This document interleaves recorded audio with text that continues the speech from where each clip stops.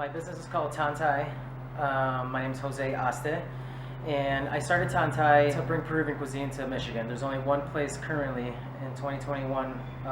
Actually, before I started, there was only one in Ferndale. Tantay is the second one in the whole state of Michigan that serves Peruvian cuisine. But the reason why I wanted to create Tantay was for its name, and what Tantay means is to bring people together, to join together.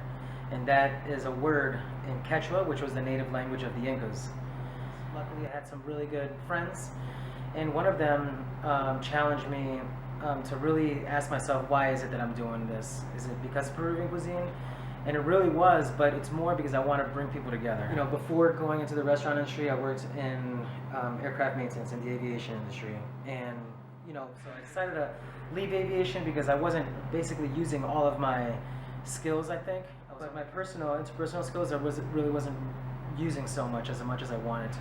So I found a really great opportunity to stop doing that and to create Tantay here in Lansing. So yeah, you know, our goal was more like research development, if I would say.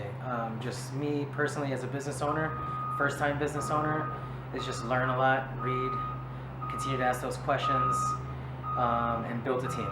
So that's what our goal was for 2020. It's just not about the food. I want people to ask, you know, who's making the food, you know, who's in the back of the house in Tantay, who's cooking it. For 2021 is just to continue those processes. Yeah, and I mean, I'm not even gonna like point out COVID because dang, that was a big hurdle, or it's a big hurdle. So, but we won't talk about that.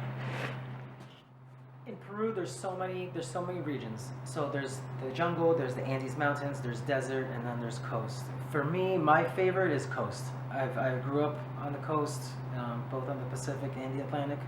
So fish, I love fish, and I think that Peru's seafood is champion.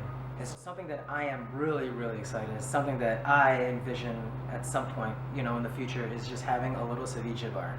It's all Peruvian. Or mixed with something that we call ceviche Nikkei. So Nikkei is basically a mixture of Japanese influence, like sashimi, sushi, but with ceviche, which is with the Peruvian style ceviche. So that's something that's exploding in Peru and Lima. So if you want like one of the best Asian fusions you can get, like seafood, like anything, and it's in Lima. That's, you know, the ají amarillo, ají limo, all the Peruvian peppers are so good. And I just can't wait for everyone to keep on trying it. So far the concept has been pre-COVID. I started my business going into people's houses.